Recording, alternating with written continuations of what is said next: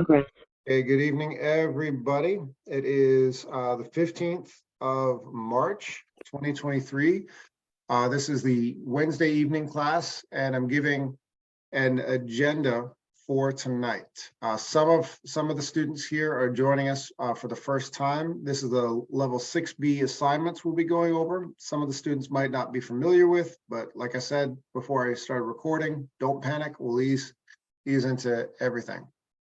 We're going to start looking at two previous assignments and doing what's called an anonymous peer review. That's where I show two writing samples of students, but I keep it anonymous. That means no names.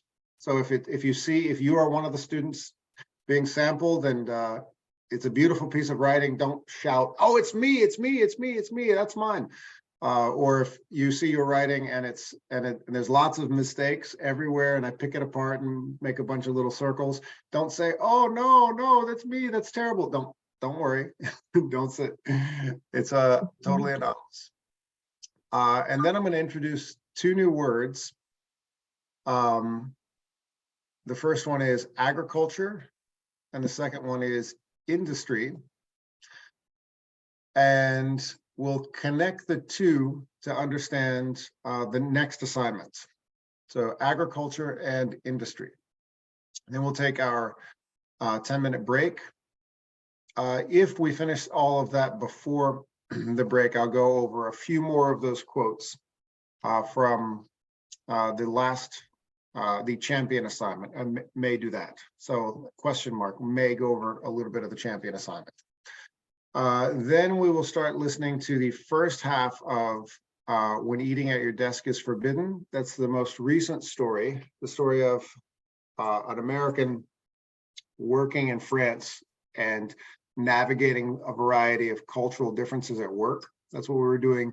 We're discussing cultural differences at work yesterday morning in class, and this will be a follow-up with that. So there'll be plenty of new vocabulary and a couple new concepts to get everybody ready for our class tomorrow morning. And that's it. Any questions before we keep it moving? No, thank you. All right. So, hey, Fatima, I didn't say hello to you. How are you this evening? Good, thank you. I'm a little tired. Okay. But Fatima, do you mind what the week before Ramadan? What is the preparation the week before Ramadan? Cleaning home, making some traditional sweets for Ramadan. Mm. Yeah, that's all. And for me, I decorate the home for my daughter to know what we are celebrating for. Just a little decoration, a little bit lights and some this. So every country has a traditional. Sorry? That's the week before the holiday, right? Yeah, that's the week before holiday. It's every country has a tradition. For us, we made a lot of sweet stuff for Ramadan. You know, for when you after you eat, you want a cup of tea and some sweet Moroccan stuff. Nice. Yeah. If it's okay with, are you cooking a lot right now? No. Maybe in Ramadan I will be cooking. Okay. Because you were talking about I was wondering if the week before you were cooking a lot in preparation. Yeah. No. In Ramadan, every evening we prepare something. Right. Nice. My understanding is you don't eat any. Tell me if I'm wrong. You don't eat fast during the day, and then at night it's like a big dinner party for everybody. Yes. That's my understanding. Yes. We invite friend or a family or in the evening. Like now we're gonna eat like a 7 o'clock evening. Okay. All right. Sounds good. But all the day, if you not talk fast, you're gonna know I'm fasting. I'd like to ask if it's okay if during Ramadan, when you cook a lot of really amazing Moroccan food, would you be able Take to a picture. take Want a a picture? picture of some of these Yeah, things that you of cook and course. share with the group? Because we'd love to see. Yeah, of course. Yeah, Absolutely, we'd it's love my to see. pleasure to do that. Yeah. Fantastic. Or maybe even share one recipe or two. That would be great. Yeah, of course. That's okay. Thank you so much, Fatima. You're welcome. Now, at the same time, Anila, who's not here right now, Anila also will be getting ready for Ramadan, but Yes, we meet her. she's she's from Pakistan. I'm curious, imagine Yes. totally different cuisine. Yeah, but some different, right? We missed her. yes, we can, she's in the group chat. We can actually, anytime you can send her a message, wish her well. Yeah, I will send her directly message if she doesn't. Excellent. Yeah. Hold on a second. This is a message for Anila. We're thinking about you. Oh. Actually, maybe yep, I'll resend that. Yeah. Okay. Yep. Anyway, I'll send that later. So yes. So here we go. We're going to start off with the anonymous peer review. So the last two assignments that I'll open up the Google Classroom page to refresh everybody with what we were doing last time. Here we go. Here we go. We looked at these two. So yes, there's level 6B. And for Isabel and Chen, don't worry. This is what I say, don't panic when you say I've never seen this stuff before. So this is the level 6B. These are the level 6B assignments. This is the next one that'll be due next week that we're getting ready for. And we're breaking it down, doing some scaffolding for this. These were the two that we're looking at yesterday morning and last night. So we took another look at Russian pilots in the Congo. And look at the talking about whether the diaspora of Russian pilots were living inside or outside of society. And then we also looked at this who is your champion assignment. And we looked at some great a tool I gave everybody here. Yes, more students have turned this one in. A tool I gave everybody here is on the right-hand side. You can see a transcript. And I wanted to remind everybody, if you're trying to quote the speaker, it's very easy. It's much easier to use the transcript that's on the right-hand side. So that's why I gave that supplementary resource. So if you're looking for a quote for your writing, it's so much easier to pull a quote from here because the video's on the left and the transcript is on the right. So those are the last two assignments that we did. The next one we're getting ready for is when eating at your desk is forbidden. But what I am going to do now is the first anonymous peer review. So here is an anonymous peer review. If you see your writing, do not say a word. Do not say a word. What we'll do now is we're going to get a volunteer to read, and then together we'll look at suggestions. Did they follow the assignment? Is there clarity? Does it make sense? And do we have any suggestions to make the writing stronger? Because I always like to say right here, I don't think I've ever said this in class, but in this class, but writing is rewriting. Who knows what I mean by that? Writing is rewriting.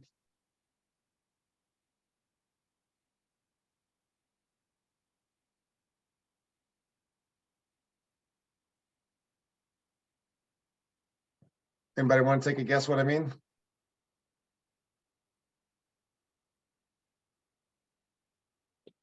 Yeah, Professor. Yeah, from Yes, my Jack. view, Yeah. What do I mean by that? Writing is rewriting. maybe maybe writing needs practice. So There you go. we Yeah. write something. Yeah. Exactly. So essentially, what it means is that a piece of what I'm going to give you what Chen suggested is we constantly practicing, constantly improving, and the writing is a process. So even if a piece of writing looks good, did the job, we can always be thinking about ways to make changes, make it a little better. Think about like imagine you're painting a picture, and you can look at the picture, and it's hard to know when is it finished. Do I need one more stroke here? Do I need a little more color over there? So it's a process. It's not something where you don't just when you draw a picture, you don't just maybe draw a few lines and say, okay, it looks like a tree, it's over, done. You want to constantly see, how can I improve it? How can I make it more clear, stronger, build something for the reader? So writing is a process, writing is rewriting. So we'll be totally anonymous, and I would like a volunteer reader. Who would like to volunteer to practice their reading? Can I? Go for it, Fatima, yes. Some of Russian pilots of the Congo in this documentary, they are used to the country. They create their own routine. They create their life outside of the Congo community. Slow down just a little bit. Slow down just a little bit. Yep. They created their own life outside of the Congo community. Yep, good. Yeah. So sorry, my screen is frozen a little bit. Okay, no problem. No problem. Yeah. Anybody like to pick it up where Fatima left off? So she read up to, they created their own life outside of the Congo community. Who else wants to read?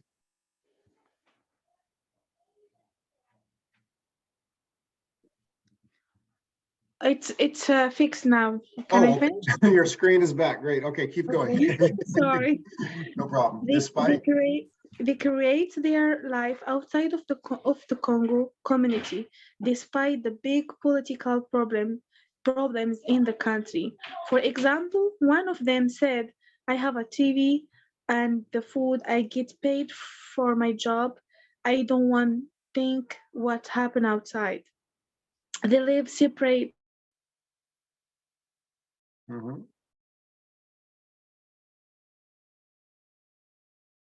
Oh, I think you froze, Fatima. I think we lost you. Yeah, Fatima froze. Oh, so tragic. I'm going to call a random person. Astrid, how are you? Yes, teacher. I think Fatima froze. Okay. Can you pick it up where she left off, where she said, Yes. I have a TV? I have a TV and the food. I get paid for my job. I don't want to think what happened outside. They live separate from societies. And same of pilots, they feel the residents of the area because we out them. They will not move from city to city. They feel sad about what is happening in the country. For me, they live inside of the societies. Okay, all right. So for everybody familiar with the assignment, this was a great analysis of the story.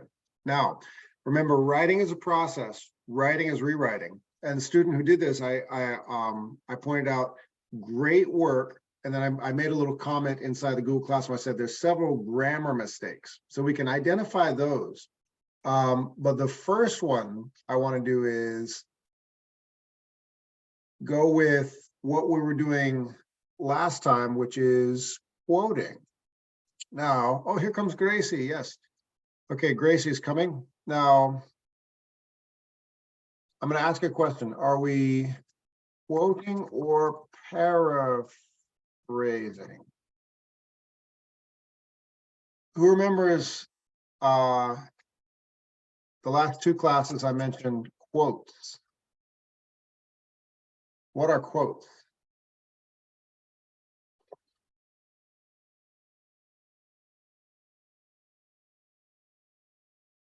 Johan, what are quotes? I'm doing this with my hands. Quotes. Quote, it's mean. Or you yeah, don't- Street, go for it. No, if I remember, you don't have to say you took the example about the I don't remember exactly, sorry. That's okay. So right here I said, are we quoting or paraphrasing? So paraphrasing, I haven't introduced that word. That's a new word. Paraphrasing means giving a summary of what someone is talking about, but in your own words. That's paraphrasing. Quoting, and this is what I want, because I explained what quoting is last time. That's why I wanted to pull Johan or Fatima or Doris or Astrid. What is a quote?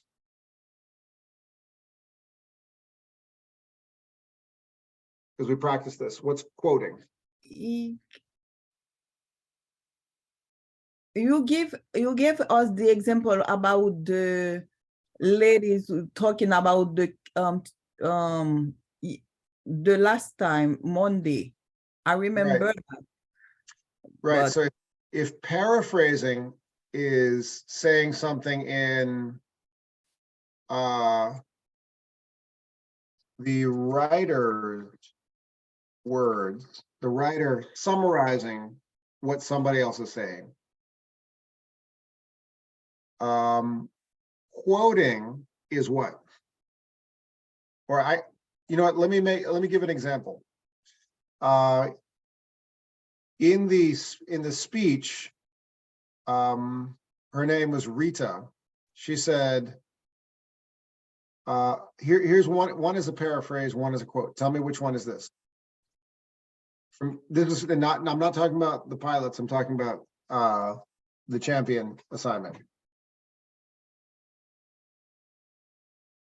She argued that kids learn better from people they admire. Rita's And- speech. Wait, hold on. And here's the second one. Rita said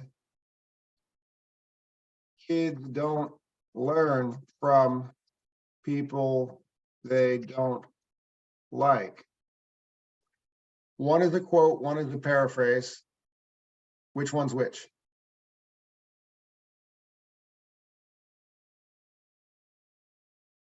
I'll say, here's number one, here's number two.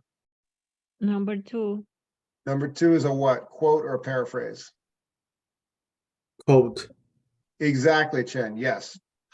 So tell us why, Chen, why is number two a quote, not a paraphrase? Because that we use the word from the author, means that the word from Rita. Rita said this sentence. We use this sentence. We quote the word from Rita. Yeah. Exactly. A quote is taking someone else's words. It's crediting another person directly. She said word for word, not changing a thing. So that's why, that's the punctuation you put into quotes. And we practice using quotes because that was part of Ashley's assignment.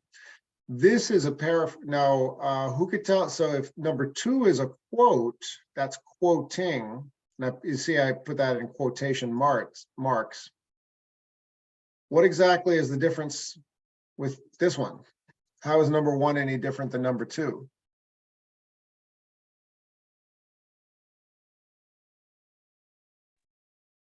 Can I? Yes, please, Gracie.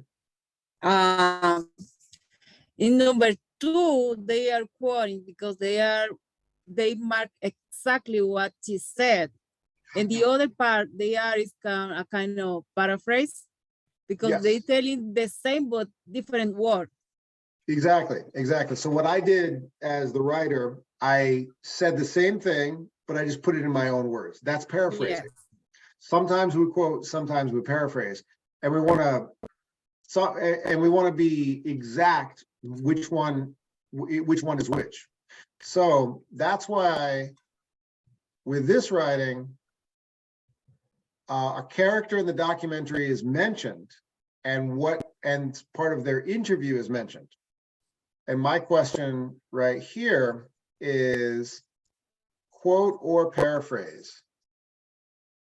Is there a quote or a paraphrase in the writing? And that's where we want to look hard. So take a minute, everybody. There's no race. In there, somebody's interview, what somebody said is mentioned. And I want to ask, is this a quote or is this a paraphrase? Can I answer if you Sure, don't mind? sure. I think it's a quote because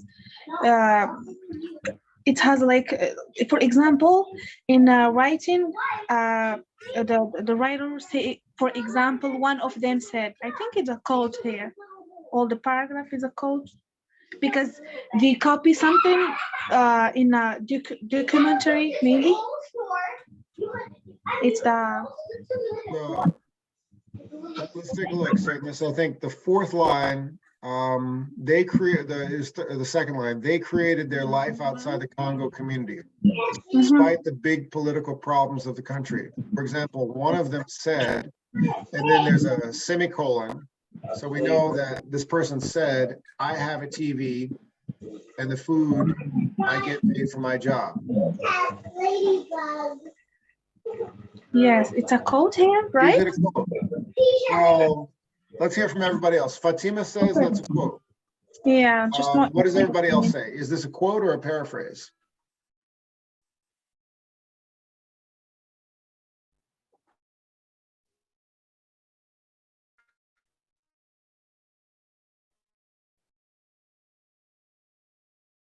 And I'm going to put a big question mark here. And you know what?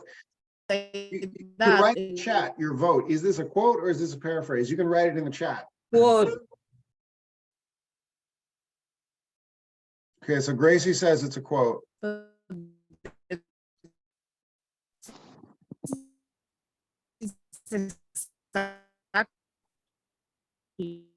you're cutting in and out, Gracie.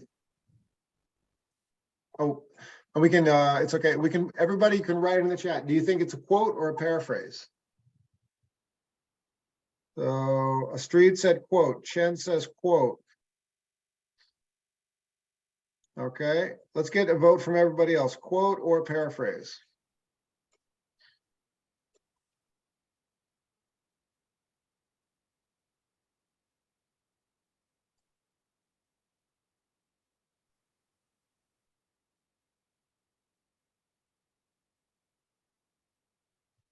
So Isabel, Doris, Johan, what do you think? Is this a quote or a paraphrase? Yes, but I need to know about what line she Oh, yeah. said. It's right about here. So what somebody said is mentioned. I have a TV. Oh, and I get I paid for think my job. I don't want to this think is about a what happened. quote. Okay. Yes, because All right. say for example, one of things say is not our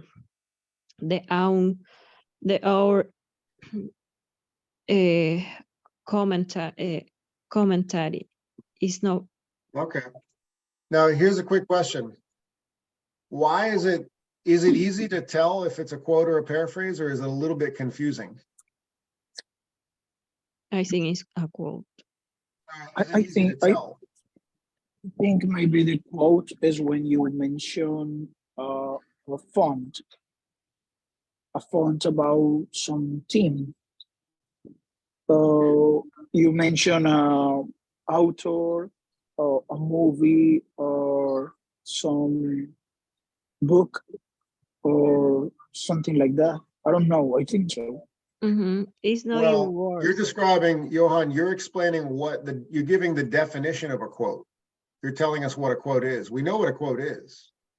It just identified, it was just clarified by Astrid and Chen.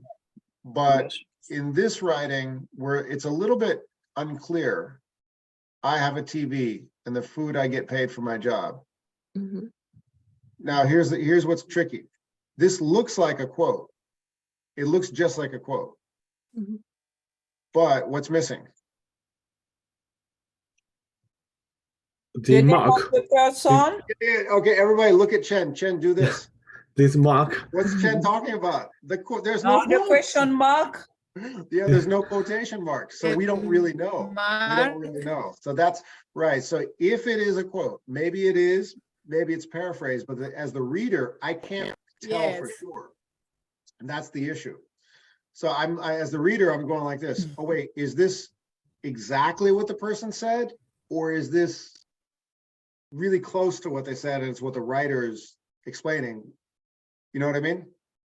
So it's like here's a quote, here's a paraphrase, and it's like overlapping. We don't know if it's one or the other. So if it is a quote, it should look like this. One of them said, quote, put the quotation marks, I have a TV and I get paid for my job. I don't want to think. Well, I don't know if that's what the person said. Maybe they didn't say, I don't want to think about what happened outside. They live separate from societies. Is this still the person being quoted if that's a quote? Or is this now the writer explaining the pilots in the Congo?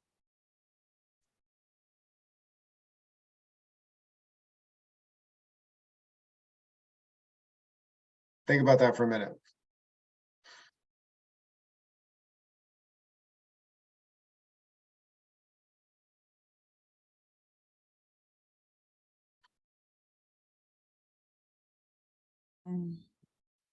Because if the quote begins, we need to know where the person has stopped speaking and the writer's following up. Because if it says they live separate from societies, oh, wait a minute, that's probably the writer answering the question for the assignment, because that's what the assignment says. Do they live in the society or outside of the society? So as the reader, I'm thinking, I don't want, when I look at the pronouns like I and they, what's confusing?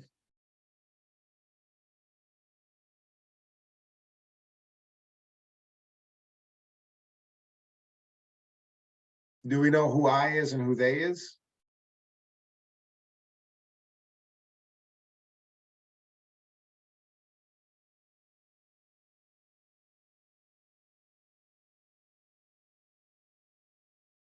It's a little bit overlapping. So the way to, if the quote stops right here, I don't want to think about what happened outside. We need a comma or a period here, and then closed quotation marks. And then we could start a new sentence. They live separate from, right here, if it's the people in society or just society. I think this is what the writer meant to do.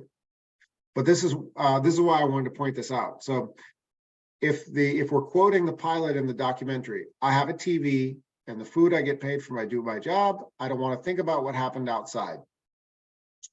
Close quote. Okay, so now we've sampled what the person says, then follow it up with the writer's words. They live separate from society. That's clear. Now we know where the writer's speaking and where the other person is speaking. That's crystal clear. So that's why I wanted to distinguish this. If you quoting, make it clear with quotation marks. If you're paraphrasing, make it clear if you're paraphrasing. This one was a little bit confusing, but I think I could kind of figure out what the writer was saying. And then the rest of it was quite nice. And some of the pilots, they feel like they're residents of the area, because without them, They, or like the people of the Congo, do not move from city to city. That's true. Those pilots are how goods are moved from one town, one city to the next. And they feel sad about what is happening in the country. For me, they live inside of society. They live inside of society. And then we just want to make it. And this is a good reference for me, showing the writer's interpretation. That makes sense. So this last part is crystal clear. It's just right about here. I'm just going to put kind of a wavy line. It gets a little, I'll do like a head scratch emoji. Where's the quote? Where's the paraphrase? And here, excellent. So yes, that's a great example of quote, distinguishing a quote from a paraphrase. Any questions about that?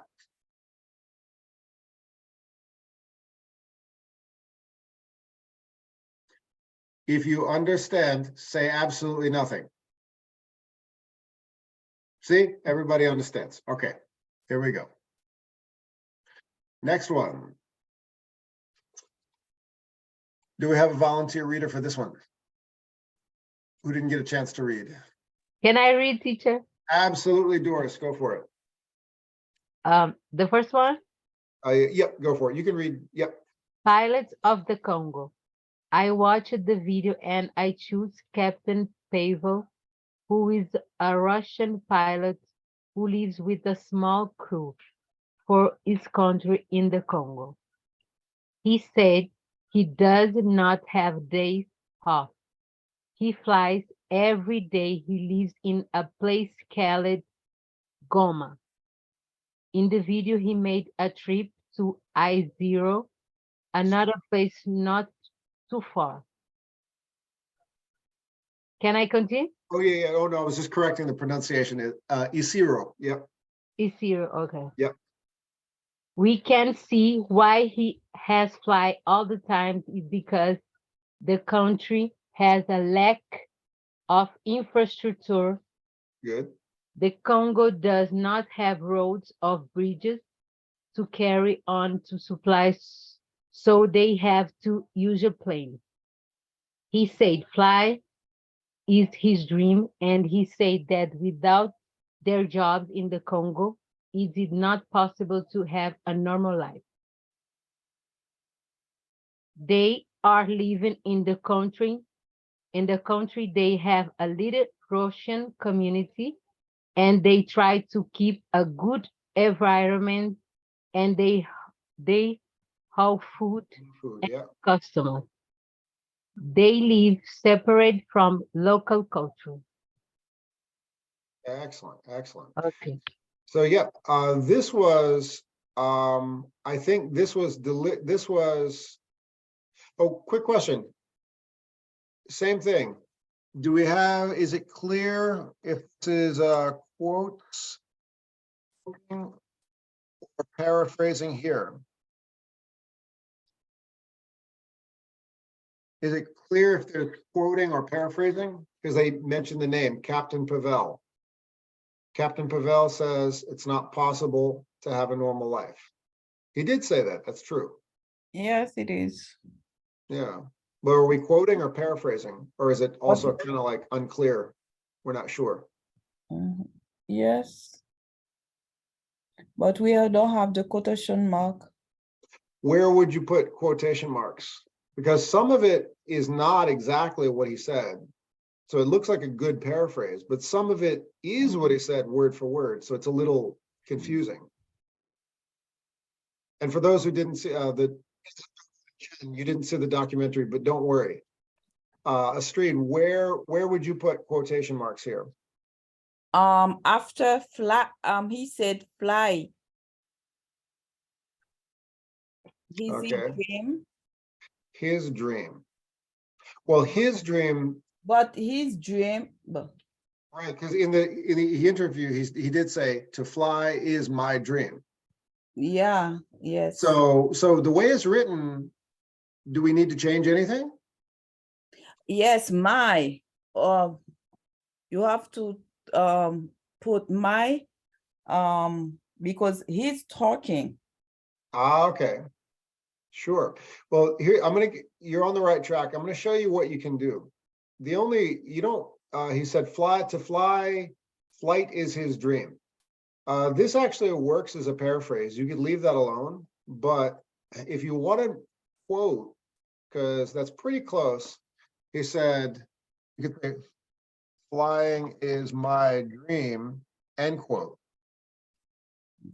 And he said that without their jobs, that's true, he did say that. He said without our jobs. Our job. Yeah, he did say in our this jobs. Yeah, country. it's not Yeah. possible to have a normal life. Right, exactly. So yeah, I would, for this one, it's too close word for word. It's a little too close to what he said exactly to be a paraphrase. So we might as well put some quotations around it. It's not possible to have yeah, that's word for word what the guy said, but he didn't say in the Congo. You could put a quote right here, because that's not the writer's words, that's Captain Pavel's words, and you were just referencing it in the writing. So this would be correct. Put the quote right there. Or I could even just quote one word, is his dream. And he said, without their jobs in the Congo, it is not possible to have a normal life. This would be more accurate right there, because it distinguishes where the writer's words stop and the speaker's words begin. Does that make sense to everybody? So yes, Yes, and teacher. excellent, excellent, excellent. So yes, yes, this is good practice for identifying, quoting, and paraphrasing. And then there's a couple of tiny grammar mistakes, little tiny mistakes that the computer fixed.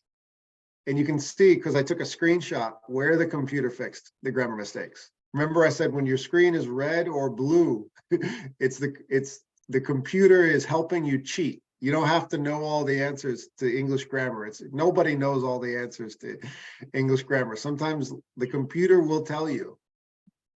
Yeah.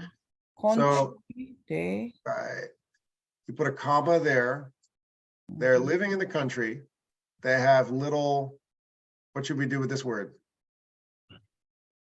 capital. That's right, Astrid. Beautiful, beautiful. Capital R. Yeah. And then the beginning of a sentence, we have a lowercase t, so we also want a Yes. capital T, right? Here's what I think. I think that they began writing, and then after finishing the paragraph, they made a new paragraph and then said, you know what? I think I've had enough for today, and just left it there and then press submit. I'm going to give it to the teacher now. I think we've all been there, but so yes, always don't be it's not a race to submit your writing. Always check for those little tiny mistakes, and you could tell your friend, hey, can you read this for me? Does this make sense? You can send it to me or to Ashley. Hey, I think I'm on the right track. Can you give this a read for me? And we'll say, yeah, sure. So yes. So yes, writing is rewriting. Writing is always a process. So yeah, both of these students followed the assignment. They answered the question. They showed their reasoning. But writing is rewriting. Just because the assignment was done doesn't mean it can't be done better. So that's always what we want to do. So let's see, we're making good time. Oh my goodness, it's already 9:18. So I'm going to show a slide right here. It's almost time for a break. But I'm going to for the next assignment, I'm introducing two words, agriculture and industrial, agricultural and industrial. Who can give me a definition of agriculture? When you work with you have your own place, you can cultivate sea, and you can sometimes you can buy the things then you have from the sea. Yes, you can plant everything and for sale or for your own for yourself. Yes, people work in the village. My country, we live with agriculture. Yes. Whenever you say that, I always want to distinguish which country, because I know now you've lived in 4 countries. Cape Verde. Cape Verde. Oh, Yeah. by the way, everybody, this is the same joke I made the other day. Doris has lived in 4 Portuguese-speaking countries. Here they are. The first Portuguese-speaking country, Cape Verde. Second Portuguese-speaking country, Brazil. Third Portuguese-speaking country, Portugal. And guess what the 4th one is? Boston. Boston, yes. Just kidding. Okay. And by the way, Chen, can you tell Doris which part of China used to be a Portuguese colony, because it's your neighbor to the south. I mean, directly to the south. Did you know that the Portuguese at one point had a little tiny part of China? Yeah. Yeah, the Marco area was inhabited by Portuguese, and actually the southern area in China was the agricultural part, because the people there they plant some food and vegetables, fruits, as well as seafood. These raw materials can be said the agricultural, I think. Yes. Where he's from in Zhuhai, if you cross over the next city, if you walk down the streets of Macau, all the streets are written in 2 languages. First language is, traditional Chinese, that's Chuantong de Hanzi, and then they say Putao Yayu as Portuguese. The street signs will have Chinese and Portuguese side by side. Yes. Yeah. And right next to each other. I want to tell you a very interesting experience of my to visit the Macau, the Portuguese style country, city. Yeah. Why was in the bus and I can hear 4 languages during the bus. The first one Chinese, second one Cantonese, third one Portuguese, and fourth the English. That's right. That's absolutely right. That's absolutely right. Yeah, and sometimes the distance is very short between the stops. So sometimes when you hear 4 languages, but the bus already stopped at the stop station. It's a very small city, the place he's talking about. It's amazing how it's a lots of different cultures wrapped into one little tiny place. But anyway, Cape Verde. Tell us about agriculture in Cape Verde, Doris. I just wanted to point that out because you two have something in common. In my country, we have a problem with rain. That's why we have a lot of bad infrastructure about to make a dig, because but we need a food. That's why all people has a place to put seeds from fruits, vegetables, and some people need this food to buy and to sell and buy another thing to live for live. Yes. Yes. Excellent. The way she's describing this, so the simple way to understand agriculture It is a process of food production. Yes. So, if we look at periods of human history, the earliest humans, that were part of what's this period in history called Paleolithic, or also known as hunter-gatherers.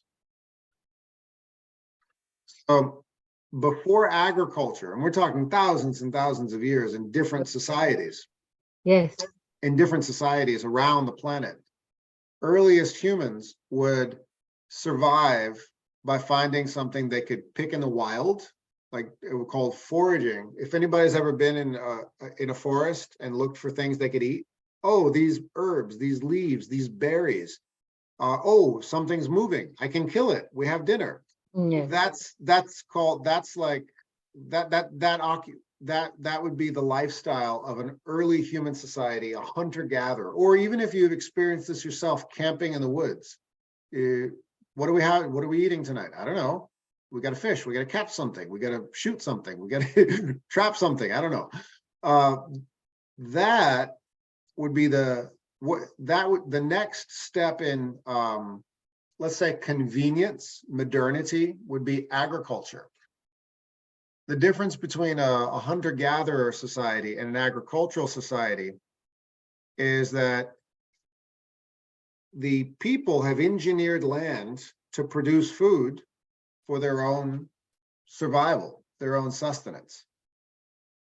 And it's a huge step. Oftentimes we look at farming as perhaps maybe like ancient, but it's actually a great innovation for human beings. Wow, we don't have to wander around and kill something to eat. We can actually engineer, manipulate nature to survive on our own.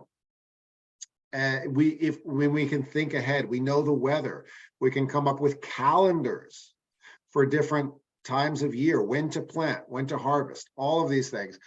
And for different societies, from the Mesopotamians in present-day Iraq to the Egyptians to all different societies around the world, in this part of the world, say early agricultural societies, like say, or even local native societies like the Wampanoags that had a calendar system.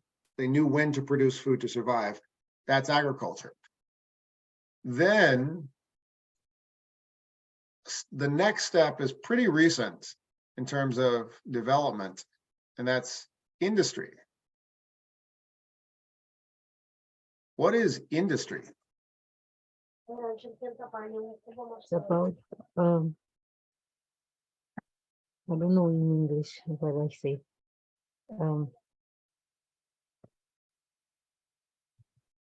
From my view, I think it is the company manufacture products with the help of machine. Yeah, it's industrial revolution. Here's you're onto something. That we can use that as a working definition, but we can get a little closer. Everybody, whatever clothes you're wearing, take a look at a tag on your shoe or your socks or the back of your sweater. Okay, Yeah. does it say it was made from some factory somewhere in the world? Or are you skilled, or is your neighbor skilled enough, your mom, your dad, your grandmother, that you yourself know how to make your own clothes, and you don't, and you can survive in the cold winters of Boston? Who here has that skill?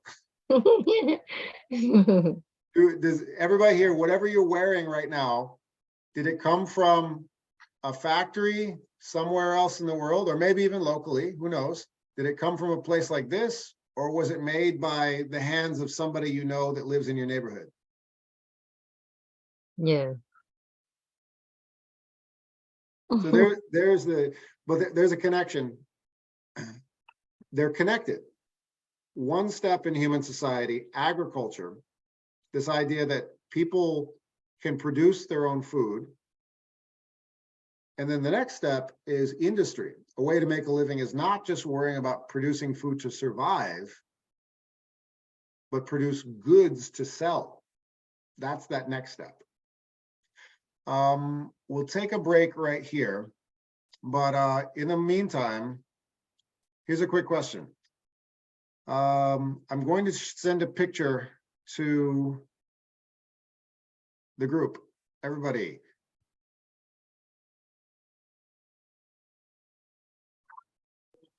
Take a look at these and tell me, have you had this before? Here we go.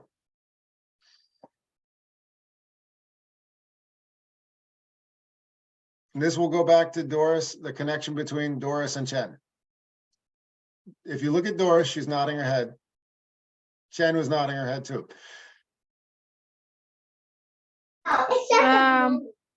No one else. Has anybody had this before? Doris and Chen, you definitely have. Both of you have had this before. I promise the two of you have, from different parts of the world, but other people might have as well. Has anybody had that before? No, I never tried it. Okay. Jen, Doris, you're going to explain how this single food you're both familiar with, and I think some of you might be familiar with it as well. If you've ever been to a dim sum restaurant, you have. I think it's a coconut bread. Yes. Yes, Yes, it is in my coconut bread. country we made it. In All right, Portugal too. That's it. But most Americans think of this as Chinese food or as yatai, Southern Chinese food. We think of it as a dim sum restaurant. Most American Chinese, we say Zhongguo Huaren, are from the South, but the Portuguese influence on Southern Chinese food is very, very real. So if you go to Brazil and go to a bakery, you're going to find that. You go to Cape Verde, you go to a bakery, you're going to find that. You go to a Chinese restaurant in America, you're going to find the same exact thing. Okay. How life works. Anyway, let's take a break. Let's take a break, everybody. Okay. All right. See you. See you. 10 minutes, 10 minutes. I'll see you in 10 minutes.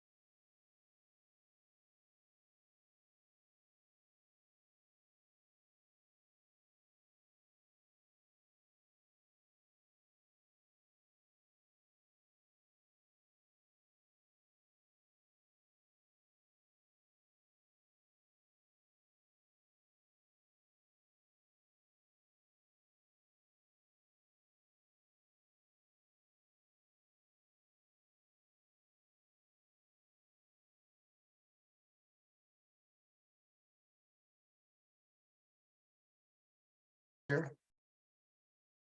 So we've been back off a break for a little while, and we've been pointing out the differences between the picture on the left, identifying the agricultural revolution, the picture on the right, identifying the industrial revolution. Astrid mentioned development. Fatima made an excellent point saying that today, a lot of machines would be able to do this in many parts of the world, rather than have, you know, a team of say 50 to 60 people harvesting grain. There could be fewer people doing the hard labor and more machines doing it. Well, once a society, a civilization, has enough food for everybody to survive, what's next?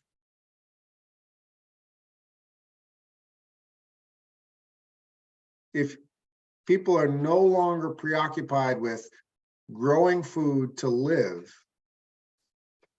what else are they going to do? What's the next step in society?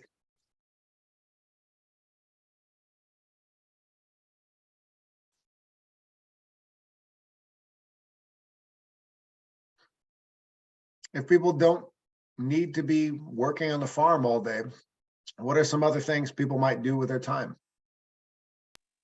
Maybe they're gonna envelope something. They're gonna create. Also, more in the industry, when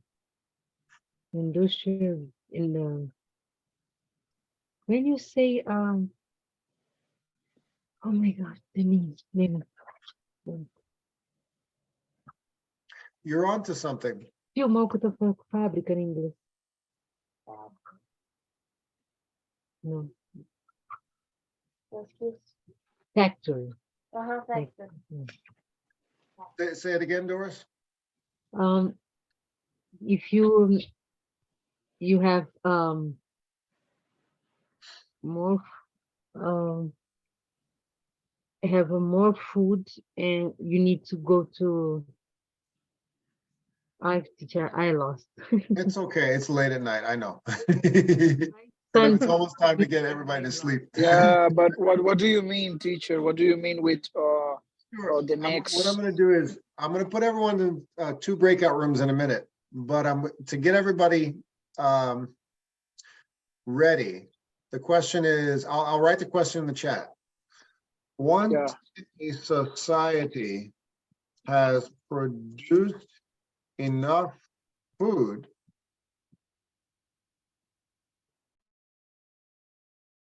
what do people, what is the next stage of, I'll say what, and I'll make it an open-ended question. What else might people do with their time? There it is. So it's in the chat. Once a society has produced enough food, what else might people do with their time?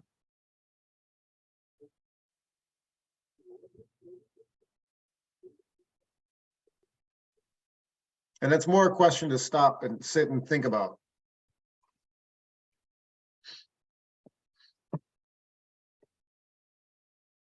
Because early societies were really preoccupied.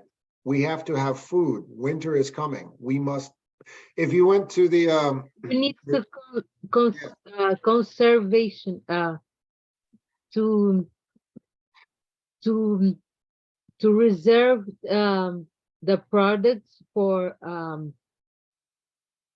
you need to protect your product for long time. Yeah, and once people have used their brains to, well, that's one of the answers. Technology. Hang on 1 second. Hold on a second.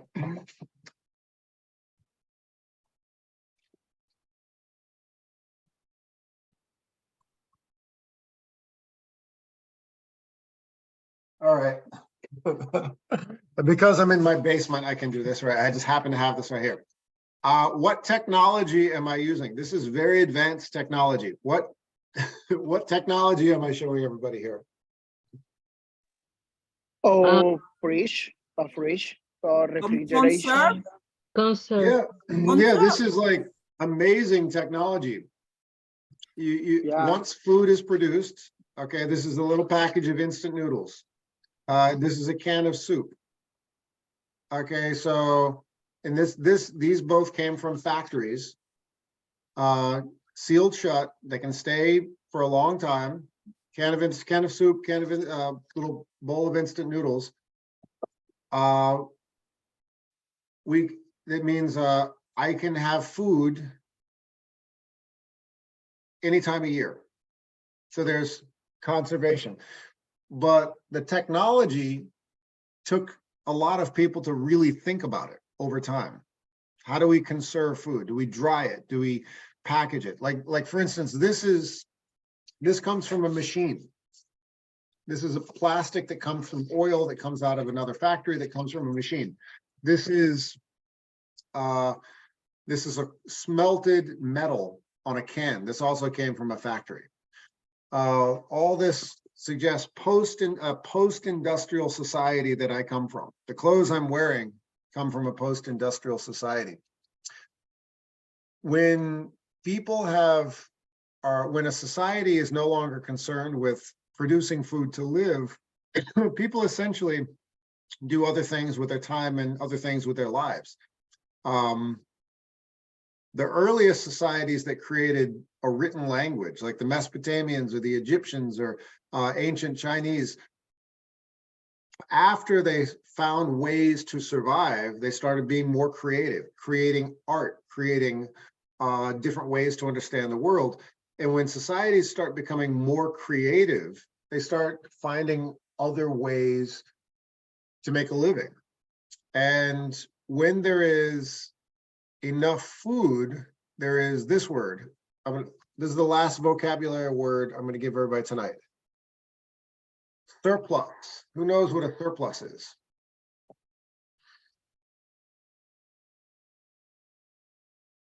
It means too much food. Right. Usually when we see people farming, we think, okay, that's food being produced to go sell.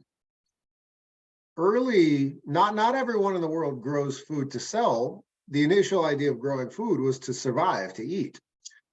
But essentially, when the agricultural revolution created a surplus of food, when you have more food than you need to survive, what's the next best thing to do with it?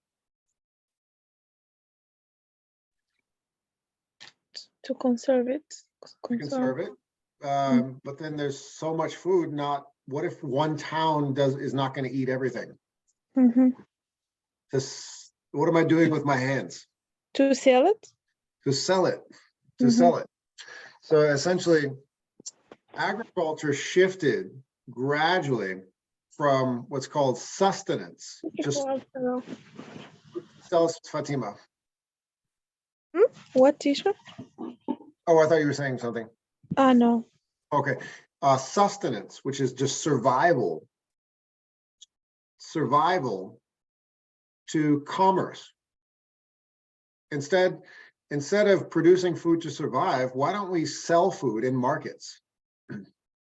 And when less people were working on farms, they were operating in some type of trading system, bartering. You know what? I can go to a market and buy food that I want. Oh my goodness, I don't have to eat 3 things all year, like beans, potatoes, or squash, or whatever's grown around me. Oh my goodness, I can have choices. I can eat whatever I want. I can go, if I use my brain and make some money, I could go to a market, trade with somebody, and then buy things that I want. And gradually, people stopped. I'm giving a very, very abridged version of world history right now. I'm skipping a lot of details.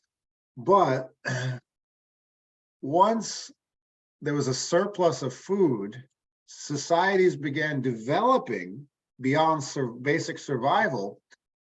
More people stopped living close to where the food was grown. And fewer people would live in rural areas where agriculture was, and more people would start to move into what types of places?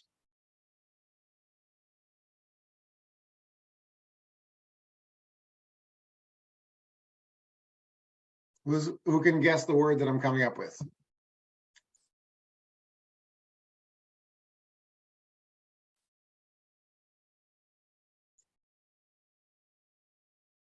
It starts with a C.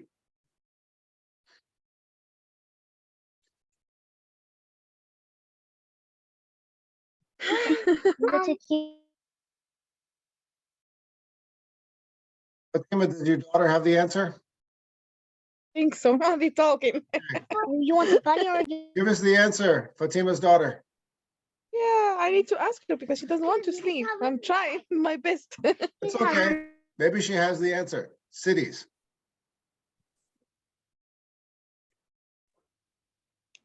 where is the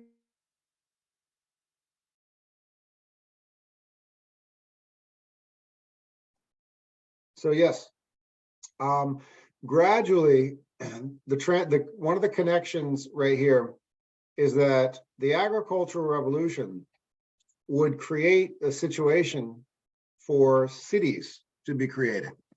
Once human societies were producing enough food, gradually, cities would become created around places of commerce and places of gathering for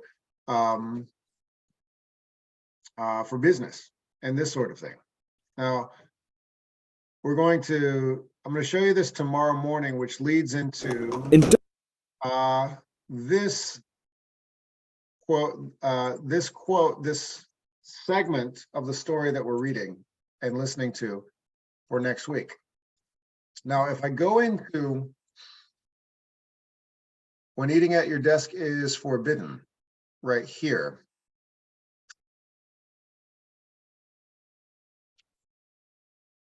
this story talks about the city of Paris and how in France, there is actually a law that you're not allowed to have lunch where you work. And you actually have to leave to go somewhere else. And in the assignment, this was the prompt. So for next week, this is the question that I want everybody to try to answer. Do we have a volunteer reader for this? Can I read? Sure, Fatima. After listening to the podcast, when eating at your desk is forbidden. Describe what the word? Some of the reasons. Forbidden. Oh, Did I forbidden. Yep. forbidden? Describe some of the reasons that France labor laws pertaining to lunch breaks come from industrial revolution described in 35 revelation described in 35 60 words. Yep. So this is what we'll go into. This will be an assignment due, it's a very short writing assignment due next week. But the reason the French actually have this law, it comes from the period of time in the Industrial Revolution. So the way to understand the Industrial Revolution is this idea that societies gradually moved away from surviving to industry. Now, one of the biggest changes from the agricultural revolution to the industrial revolution is that people began to leave one place and go to another place. And everyone here has something in common. I say it in almost every class. You've all changed countries for one reason or another. But everywhere you're from, there's been a period of transition and development. People tend to leave one place and go to another place. People usually tend to leave small towns and go to bigger cities. And that's for the last 200 years of human history, that's been this pattern. Almost anywhere in the world you travel, you'll see people telling a similar story. Well, I come from a town that grows wheat. I come from a town that produces corn. I come from a town that just produces rice, and I wanted to go to a city. Why? It's almost everywhere in the world. You'll see this process of migration. So to think about this and understand the Industrial Revolution, in many ways, it's still going on right now. People leaving the countryside and moving into more developed places to do some type of industrial work. Why do, and I'll put this question in the chat for breakout rooms. Why do people around the world tend to leave rural communities and move into cities? So I'll just keep it simple. Why do people around the world tend to move into cities?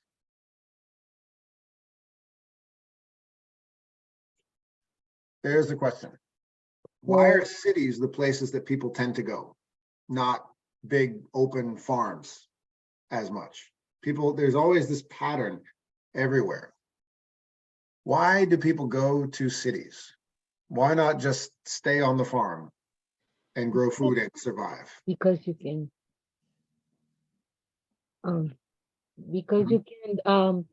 in the farm, you stay, you do the same thing, and you need a different thing in the city is more opportunity for job or for improve your life and have a more infrastructure than farm. And you can try to have your product, you can sell your product on city, you have more people to buy, you can have more money than in the farm. Yes. Excellent points. Now, before we go to a quick breakout rooms, hold on a second. Isabel, what did Doris just say? Yes, I think to. Oh my goodness, you were listening. Oh my goodness. Whoa, you're amazing. I think to teacher because the jobs in the many industrial are more easy to the farm. Interesting. So I'm going to stop sharing my screen, and that's the question. Why do people around the world, even though there's 8 people in this class right this moment from different parts of the world, I have a feeling that everyone will tell a similar story. So I'm an American. At some point in the United States, even now, I could look early American history, 200 years ago when America was a brand new country, to now, people tend to leave rural communities and move into places where there is more industry, more development going on.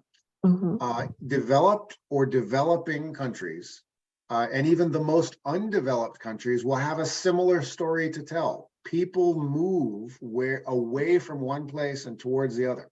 So to keep it simple, why do people move to cities? I'm going to put everyone in quick breakout rooms. I'll stop talking. You can stop listening to me, talk to each other. Why do people tend to move to cities? Here we go. Quick breakout rooms right now. Okay, go.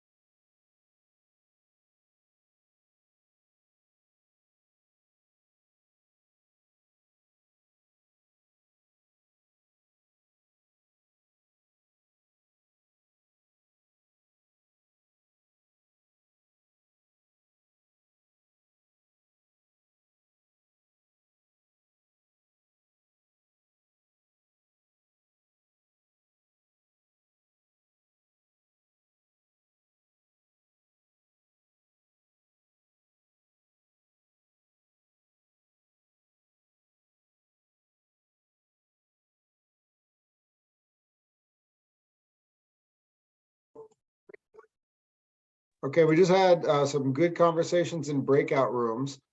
When I jumped to the second, I spent a lot of time in the first breakout room, and then I jumped to the second breakout room. Second breakout room, coincidence, meaning the computer just put these two in the same breakout room. Two of these students were talking about, why do people leave small towns or rural areas to go to big cities? Two of these people were actually from a place that's not too far from each other. Isabel, Gracie, tell everybody where you're from and how far your hometowns are from each other. Our hometown is really, my place is far from the Isabel place, and my hometown is empty. Aha.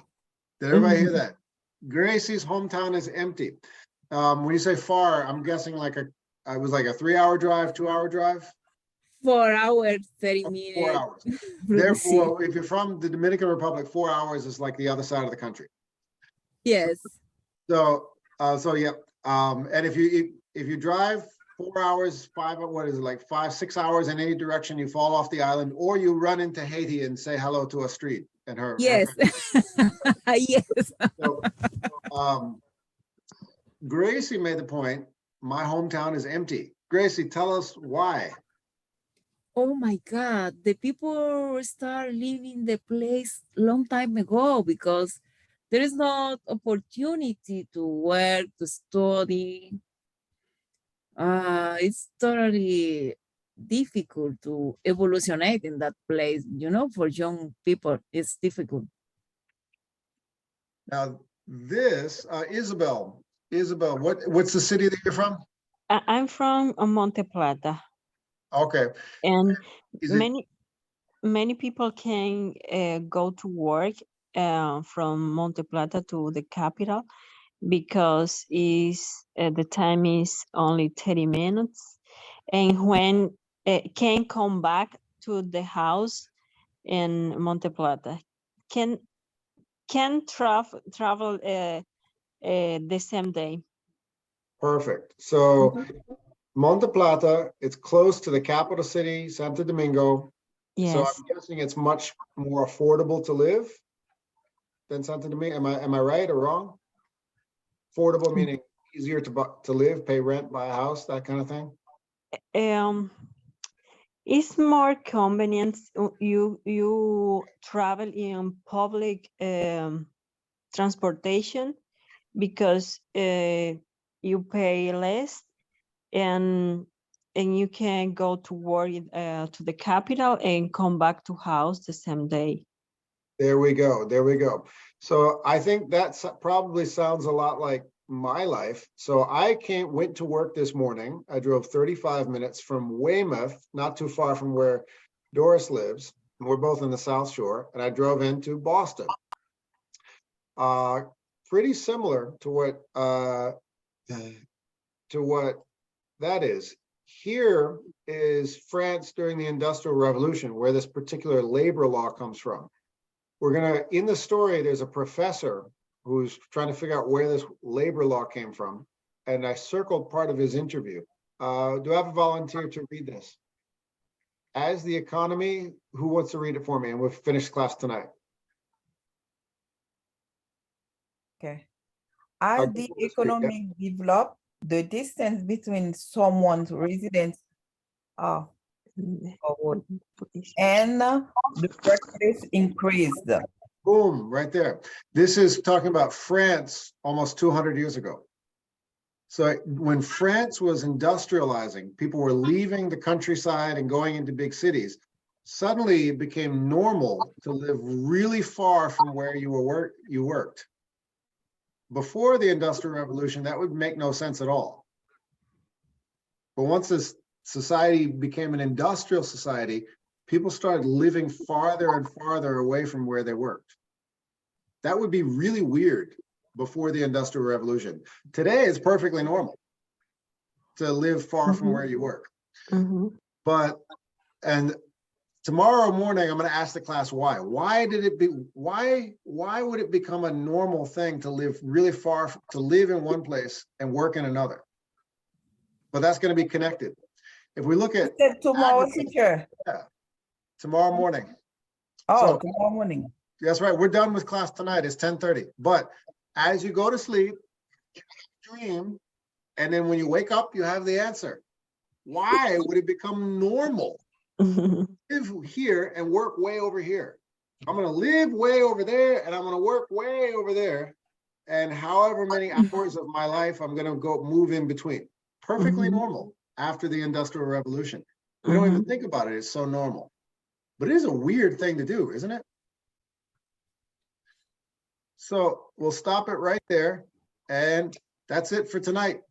Fun class. Everybody go to sleep. Thank you, thank you. Thank you, Okay, see you, teacher. teacher. Bye. See you, everyone. Bye-bye.